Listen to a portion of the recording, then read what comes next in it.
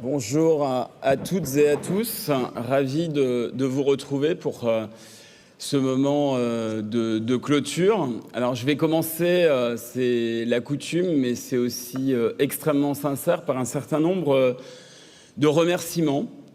Parce que cela a été dit tout à l'heure, pour qu'un congrès s'organise, ça suppose la mobilisation d'énormément d'acteurs. Déjà, je voudrais remercier la mairie d'Agen, le conseil départemental du Lot-et-Garonne et la région Nouvelle-Aquitaine pour leur appui, leur soutien tout au long de la démarche. MCI et l'ensemble des prestataires qui nous ont accompagnés dans l'organisation technique opérationnelle de ce congrès, ainsi que les équipes d'Agen Agora, l'ensemble des équipes de sécurité. Je pense que vous pouvez les applaudir.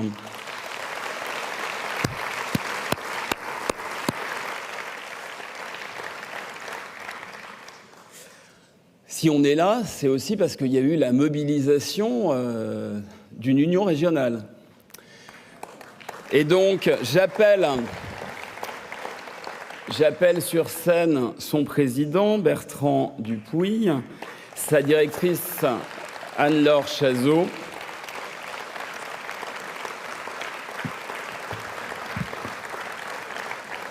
lors de l'Assemblée générale, mercredi matin, vous avez vu le dynamisme des RAPS pour ceux qui étaient à l'Assemblée générale et qui nous ont mis en mouvement.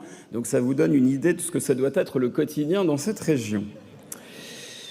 Et je voudrais, aux côtés d'Anne-Laure et de Bertrand, appeler sur scène tous les volontaires qui, depuis 3 jours, mais au-delà, accompagnent, se mobilisent pleinement avec énergie, sourire et disponibilité.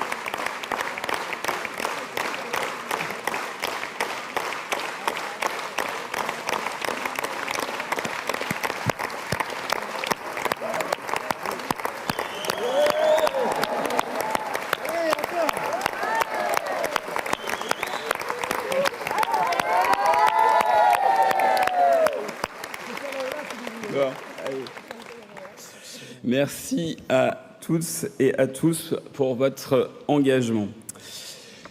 Je tiens également à demander à l'ensemble de l'équipe de direction de la fédération de monter sur scène. Séverine Salgado, la directrice générale, Delphine Hernu, la directrice des fonctions transverses, Sophie de Capelle, la direction du service aux mutuelles et aux mouvements, Nicolas Ruel sur la direction numérique des services, Guénel Onesser sur la DEPAM et Laure-Marie Issanchou pour la DEDAM. Anthony Ali pour le cabinet et Mélodie Deneuve pour la direction de la communication, de la relation extérieure, et Antonin Lefebvre, chef de cabinet à la direction générale et à la présidence.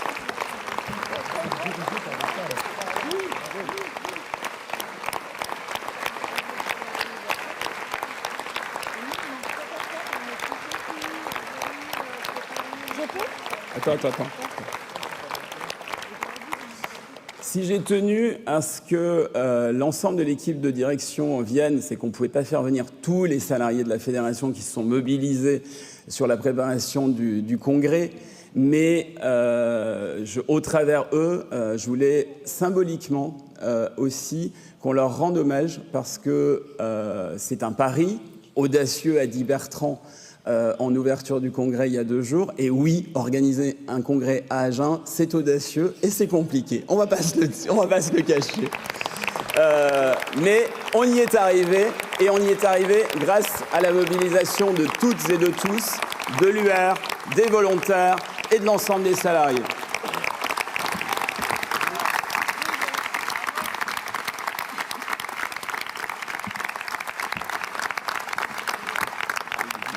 Et alors moi, je vais essayer un peu d'incarner toutes ces équipes qui ont travaillé pour la fédération. Et donc, je voudrais vraiment remercier...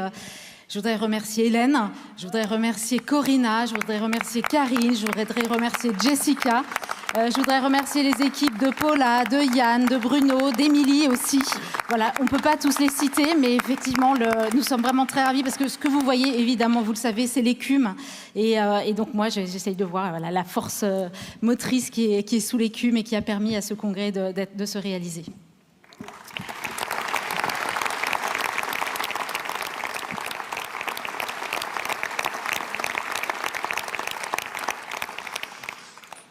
Je voudrais aussi remercier les instances de la fédération pour l'audace du choix d'Agen, parce que c'est le conseil d'administration qui a choisi. Et puis en profiter pour vous dire que ce matin, le conseil d'administration s'est réuni et a élu le bureau fédéral pour les 2 ans qui viennent. Donc nous avons reconduit dans ses responsabilités notre secrétaire générale Béatrice Augier, qui a œuvré pour l'Assemblée générale, pour la préparation du congrès depuis de nombreux mois avec l'ensemble des équipes. Nous avons un nouveau trésorier général en la personne de Nicolas Souffeton.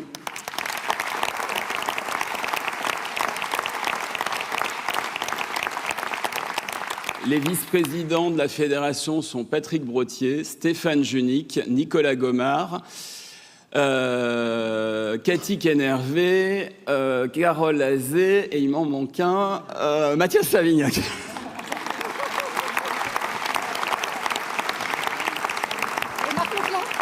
Et Marc Leclerc. Et ben, j'ai pas compté les 7, j'en ai compté que 6, désolé. Et 8 autres membres du bureau. Je suis désolé pour les autres, je vais pas vous citer parce que là, je suis trop fatigué pour être sûr de... Bon, alors, Hélène Fourreau, Sabrina Gervais, parce que je sens qu'on me met la pression. Et je suis dans la merde. Jean-Luc Garde. Christine Pouliquin-Sina. Isabelle Musso. Éric Jeannot. Qui c'est qu'il y a encore ? Je suis sûr qu'il m'en manque.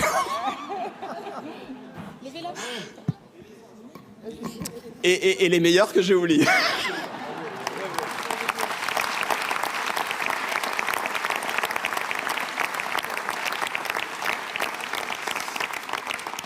Ça a été dit ce matin sur la table ronde par Béatrice, par Stéphane, Cathy et Sabrina. Le congrès, c'est aussi tous les apports que nous ont amenés nos partenaires, les intervenants, qui ont, aux côtés des équipes de la fédération, enrichi les contenus, la fabrique des solutions, les agoras, les conférences inspirantes, les plénières, qui, je crois, ont été des moments extrêmement riches. Donc c'est excessivement important. Et puis c'est aussi la présence d'un certain nombre de partenaires de la mutualité, les représentants notamment des organisations syndicales. Je veux saluer Dominique Corona pour l'UNSA, Jocelyne Cabanal pour la CFDT, Alain Gautron pour Force Ouvrière, la représentante de la CFTC que j'ai croisée, Denis Gravouille de la CGT, et tous ceux et celles qui, de l'économie sociale et solidaire, comme Antoine Détourné, les organisations du Pacte du pouvoir de vivre, qui, à nos côtés, œuvrent pour faire vivre les solidarités, poser les sujets dans le débat et j'espère seront à nos côtés pour les États généraux. J'y reviendrai. Et puis, je voudrais aussi vous remercier, vous, l'ensemble des congressistes, parce que si ces 3 jours ont été denses, riches d'échanges et de rencontres, c'est aussi de votre fait, de votre participation, de votre engagement. On nous avait promis, dans le cahier de candidature d'Agen, du soleil et de la chaleur. On est au rendez-vous, première canicule de l'année. Mais finalement, ce qui a amené le plus de chaleur et de cohésion, c'est vous, par votre implication, par votre engagement, par votre implication enthousiaste sur toutes les phases de ce congrès. J'avais, en ouverture du congrès, appelé à ce que ce congrès soit utile aux entreprises mutualistes, utile au mouvement et utile plus largement à la société. Vous nous direz, les uns et les autres, au travers les enquêtes pour évaluer le congrès, ce que vous en avez pensé.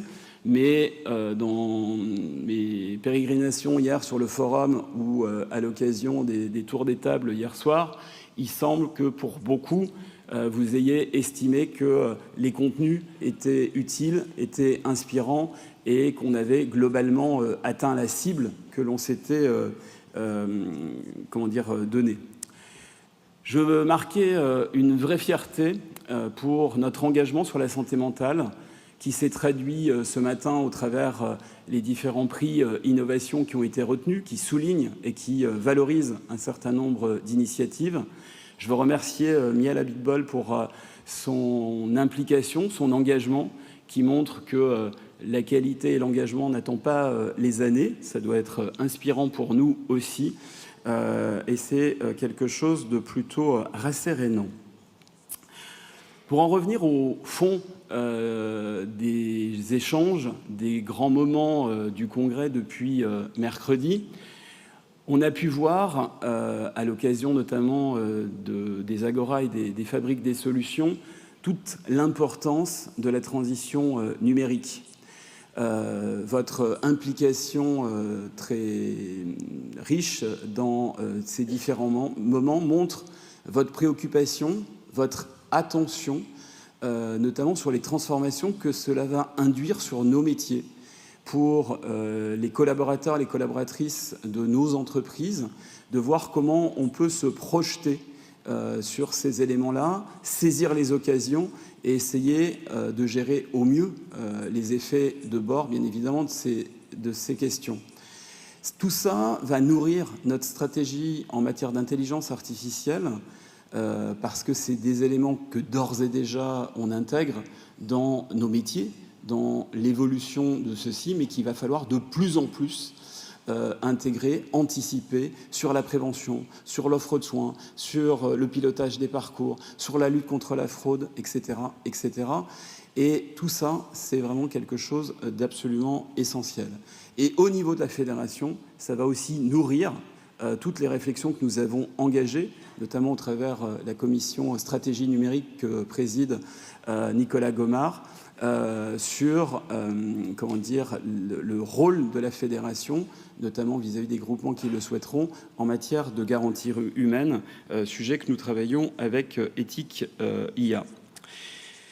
Pour en revenir sur les sujets liés à la soutenabilité du système et du modèle, Patrick Brottier, Yves Lacueille et Denis Reynaud ont éclairé les enjeux, mis en perspective les marges de manœuvre possibles pour mieux dépenser et pour pouvoir redégager des moyens compte tenu de l'évolution des besoins objectivés qui sont devant nous du fait de la transition démographique. Et je crois que les différentes pistes convergentes montrent que le champ des possibles est excessivement important. On s'est également interrogé autour de Séverine, de Marc, de la vice-présidente, Madame Gonzoratok, du conseil départemental, et Nicolas Hazard, sur finalement la montée des inégalités, les solitudes et la nécessité de recréer du lien dans notre société, de revoir nos modèles pour essayer de répondre au mieux aux défis actuels. Là aussi, ce fut un moment particulièrement inspirant. Et d'une certaine façon, ça répond en partie aux problématiques soulevées par Frédéric Gilly et Dorian Gray mercredi en fin d'après-midi, quand ils ont questionné la manière de faire vivre la fraternité dans nos sociétés, de redonner des espaces à la démocratie dans le monde de demain, en finalement nous questionnant à savoir comment les acteurs de la société engagée, les corps intermédiaires, pouvaient être des traits d'union entre les individus, la puissance publique, pour recréer de la cohésion, recréer du lien et faire en sorte que personne ne subisse, personne ne se sente délaissé. Isabelle Rondeau et Carole Azé, avec Laurent Berger dans la deuxième table ronde hier matin, nous ont mis en perspective les enjeux sur comment on pouvait faire vivre l'engagement, comment on pouvait et on devait faire de nos organisations des lieux de transmission, d'éducation populaire pour porter l'ambition émancipatrice de notre mouvement. Dans les allées du Congrès, vous avez pu voir, outre les stands des mutuelles et de nos partenaires, un certain nombre de nos structures qui participent des communs du mouvement mutualiste. Je ne les citerai pas tous, mais je veux insister sur certains parce qu'ils font notre fierté, comme tous nos communs, mais ils sont des éléments essentiels pour porter l'innovation, porter le projet. Que ce soit la Fondation de l'Avenir, que ce soit Mutuel Impact ou Écoutez Voir, on voit là des leviers, des points de différenciation qui permettent de valoriser l'engagement concret de la mutualité, des mutuelles. Et ça, je pense que c'est excessivement important. Ça a été rappelé ce matin, Le Monde a titré mercredi sur le fait que les engagements de la COP de 2015, la COP de Paris, ne seraient pas respectés, les engagements de limiter la hausse des températures à 1,5 degré avant la fin du siècle. On a déjà trop dépassé un certain nombre de critères pour pouvoir y parvenir. Et je crois que la table ronde qui s'est tenue, auquel participaient Adrien Couret, Antoine Bellois et Christophe Samplès, ont largement éclairé les enjeux et surtout mis en avant les outils et la capacité que nous avions à pouvoir agir concrètement. Toutes ces réflexions doivent pouvoir nous permettre de conforter l'attractivité du modèle mutualiste, notre capacité d'être résilient, Stéphane vient d'insister sur cet enjeu-là, et d'adapter nos couvertures, d'adapter nos services pour pouvoir apporter un certain nombre de réponses. Être attractif pour nos salariés, être attractif pour particulièrement les professionnels de santé, dont on sait très bien toutes les difficultés aujourd'hui sur l'attractivité des métiers du soin et du lien. La ministre y a elle-même fait allusion hier en insistant sur l'importance de tous se mobiliser sur cet enjeu.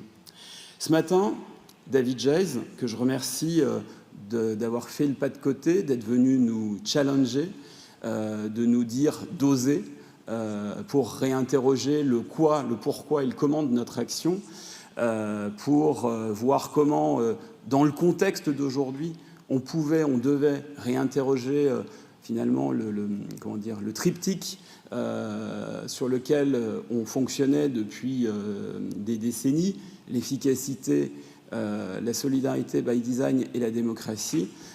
Et je pense que c'est des éléments extrêmement importants. J'ai beaucoup aimé son expression sur le fait qu'à force de suivre plusieurs lièvres, on devenait mièvre et qu'il nous fallait faire des choix pour gagner en efficacité et se redonner des moyens pour projeter de nouvelles innovations, répondre à de nouveaux enjeux pour notre société du berceau au tombeau. Je pense que c'est essentiel. Et d'une certaine façon, je partage complètement ce qu'il a porté ce matin, La révolution numérique dans laquelle on est, avec l'utilisation des data, de l'intelligence artificielle, des algorithmes, leur puissance, la transformation de ces éléments-là sur l'économie réelle, sur les flux, sur les relations entre les gens, sur la capacité à segmenter les populations si on va dans le mauvais sens, ou au contraire à personnaliser la prévention et les accompagnements pour réduire les inégalités si on porte une ambition en la matière, montre qu'on est au même moment que l'origine de la force du mouvement mutualiste, c'est-à-dire celui de la révolution industrielle. La révolution numérique va au moins autant, si ce n'est plus, transformer nos sociétés que la révolution industrielle il y a 150 ans. Et donc, on doit se préparer à ça, on doit se projeter sans avoir peur. Il y a des risques, évidemment, mais il y a des enjeux considérables, il y a des opportunités, et il faut que pour le mouvement mutualiste, pour nos entreprises mutualistes, pour les populations qu'on protège et pour l'ensemble de la société, il faut qu'on en fasse un atout et un levier de transformation. Sans oublier, bien évidemment, que tout ça se fait dans un contexte où la financiarisation, que ce soit de l'économie, du capitalisme, de la protection sociale et de la santé, est à l'œuvre, et que là, il nous faudra créer les conditions du rapport de force pour que la réglementation contrebalance les excès que l'on a pu voir sur un certain nombre de champs. J'y faisais allusion hier devant la ministre, notamment sur le champ de la cohésion sociale de la petite enfance au grand âge. Je crois qu'on a vu les ravages que ça pouvait donner, mais on le voit sur les centres de santé qui travestissent malheureusement le beau nom de centres de santé et qui ne sont que des coquilles pour faire du fric en sélectionnant les patients. Sur des centres dentaires où des patients ont connu des choses excessivement compliquées, sur le champ de la biologie, sur le champ de la radiologie, il y a énormément de pans entiers de la santé qui sont en train de basculer et qui vont nous coûter excessivement cher à terme. David nous a invités à tirer une salve d'avenir pour répondre à la triple transition dans laquelle on est engagé, la transition écologique, numérique et surtout démographique. Et effectivement, je pense que on peut et on doit se projeter pour apporter des réponses en utilisant l'intelligence artificielle pour gagner en efficience, re-questionner le partage du gain, réhumaniser le travail et les relations clients. Je pense que là-dessus, on a des perspectives excessivement intéressantes.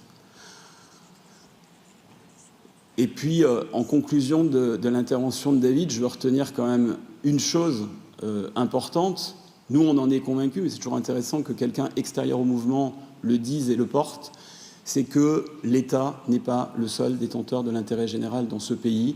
Les organisations de l'ESS, les partenaires sociaux, un certain nombre d'entreprises dont nous sommes, oui, on participe aussi des biens communs, oui, on participe aussi de l'intérêt général, et je pense qu'il faut qu'on le réaffirme, qu'on le démontre, bien évidemment, en permanence, c'est ce qu'on fait au travers de l'empreinte, mais il faut aussi qu'on le porte de manière importante.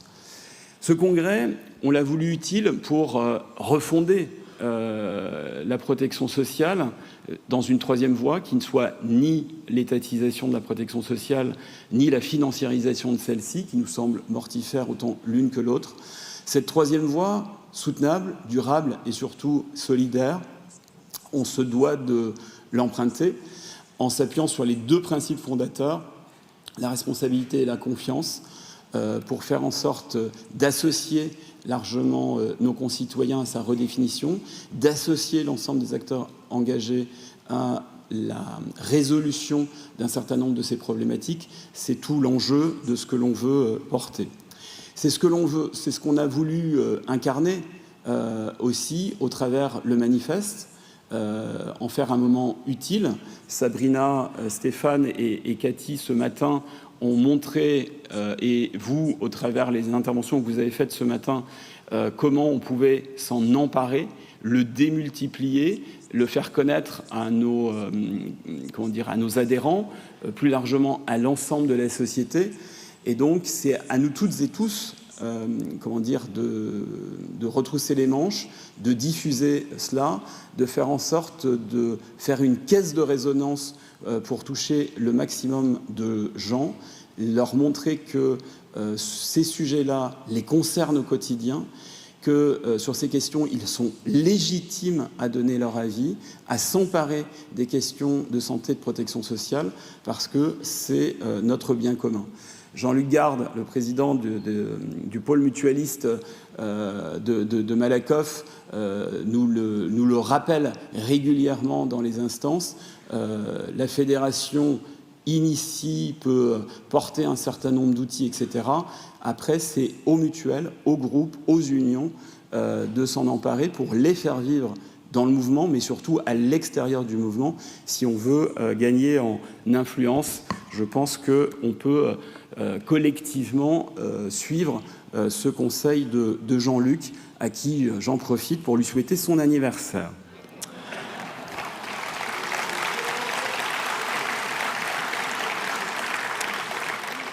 Parlant d'anniversaire, n'oubliez pas celui de notre Dominique Joseph, national mutualiste, dimanche.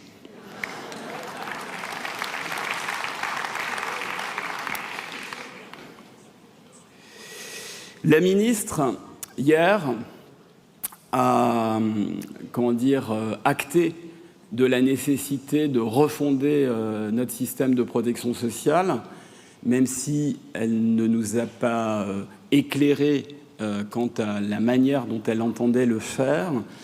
Elle a reconnu devant les journalistes que nous avons rencontrés derrière que l'initiative de la mutualité de vouloir associer largement des acteurs et la population autour des États généraux de la santé et de la protection sociale serait un élément utile et qu'elle souhaitait pouvoir nous associer, nous mobiliser. Donc c'est un élément positif. Il va falloir bien évidemment qu'on réussisse la démarche, mais je pense que c'est un élément important.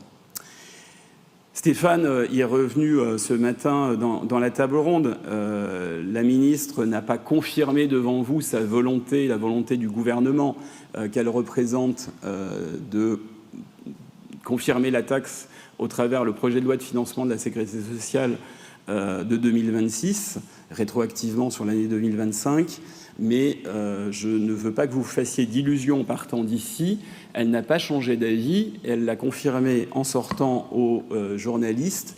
Donc notre mobilisation reste pleine et entière, restera pleine et entière pour contester par tout moyen cette taxe avec les autres familles complémentaires. On est en train de s'organiser pour, au moment du PLFSS, démontrer l'inutilité, l'injustice et le caractère totalement inadapté de ce levier-là pour financer l'assurance maladie.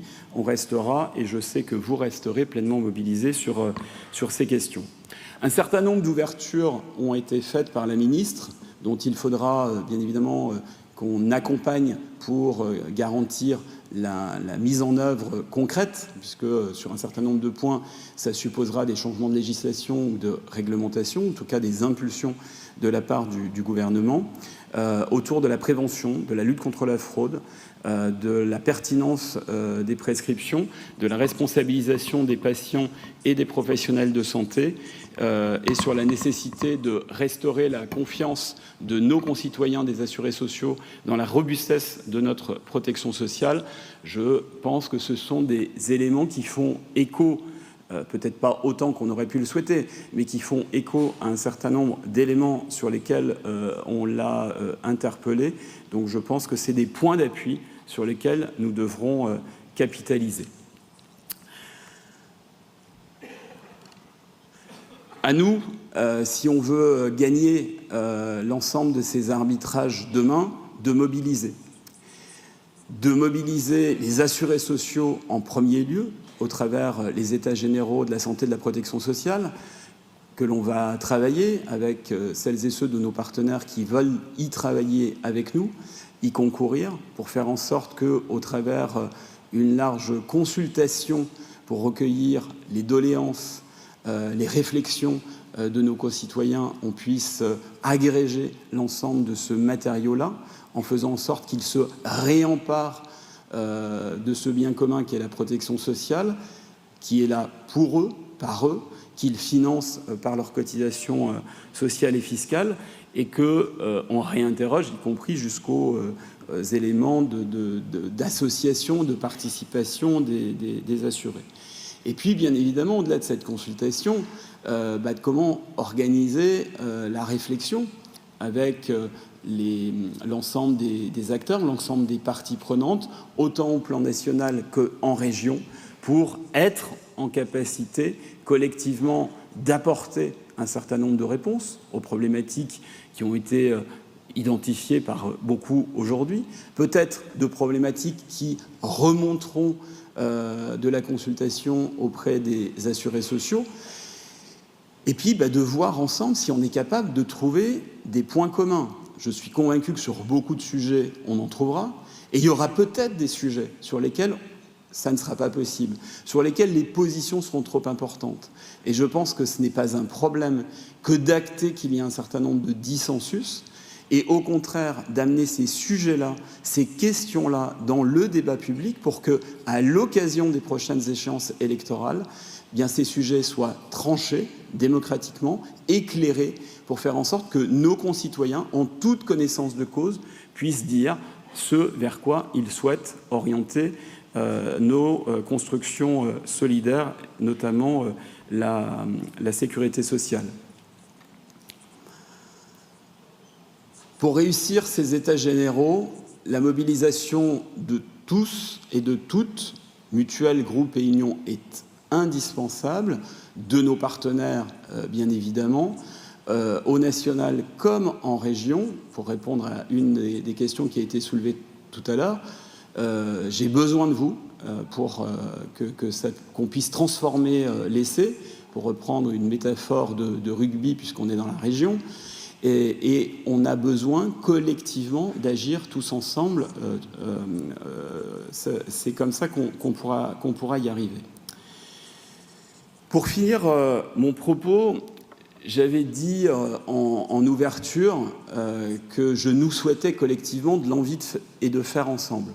Je crois que, au regard de ce que beaucoup d'entre vous ont pu dire et exprimer, ce millésime de congrès a permis d'affirmer, de conforter notre cohésion interne, notre cohérence aussi de syndicats professionnels et de mouvements. J'espère que ces 3 jours vont vous donner l'énergie, la confiance et le courage de débattre avec nos interlocuteurs, de convaincre nos contempteurs et de faire vivre l'ensemble de nos positions et de nos propositions. J'espère que vous avez pris du plaisir pendant ces 3 jours, parce que ces congrès, c'est aussi cela, c'est à la fois se nourrir d'idées, de conférences inspirantes, d'échanges, de rencontres, mais c'est aussi des moments juste où on a le plaisir d'être ensemble, de prendre un verre sur la Mutale, de danser un rock endiablé avec Anne-Laure Chazot. Ça, c'était mon plaisir d'hier soir. De se marrer ensemble, de partager des moments ensemble, parce que c'est aussi tout ça, ce que nous a dit un peu Laurent Berger hier matin, c'est ça aussi qui donne l'envie de se retrousser les manches pour porter ensemble des sujets, des questions. Et donc, un peu en retrouvant l'esprit des banquiers mutualistes d'antan, c'est aussi ça qu'on essaye de faire vivre. Donc j'espère que vous repartez d'Agen avec la conviction que malgré les difficultés, les incertitudes, nous pouvons, nous devons, nous voulons agir. Que notre destin, il dépend de nous, de notre capacité par nos initiatives à imposer un rapport de force, ou les questions que l'on veut, que l'on voudra débattre au sein du débat public avec les formations politiques, avec l'ensemble de la population. Voilà ce que je voulais vous dire en conclusion de ce congrès. Mais avant de se séparer complètement, je voulais vous adresser individuellement à chacun, à chacune d'entre vous, un message un peu plus personnel que j'ai écrit en m'inspirant d'un poète anglais que je pense que vous reconnaîtrez assez vite et que j'ai librement adapté au regard de notre contexte. Si tu peux voir détruits les communs que l'on t'a transmis et sans un seul mot te mettre à rebâtir, ou perdre le fruit d'engagement de générations que l'on croyait acquis, sans un geste, sans un soupir. Si tu peux entreprendre avec la même énergie pour les puissants comme pour les plus humbles, sans renoncer à la performance ni à l'humanisme. Si tes choix s'adressent aux nantis comme aux plus vulnérables pour faire prospérer les solidarités dans l'universalisme. Si tu peux t'engager chaque jour avec lucidité, si tu peux être fort sans cesser d'être tendre et te savoir haï sans haïr à ton tour, pourtant lutter et te défendre.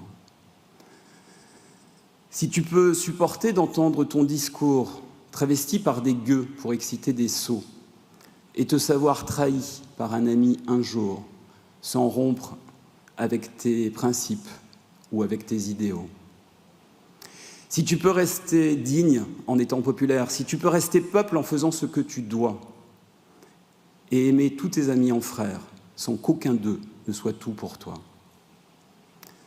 Si tu sais méditer, observer, connaître, sans devenir cynique ou flagorneur, rêver, sans que ton rêve ne devienne ton maître, penser, sans cesser d'être un faiseur.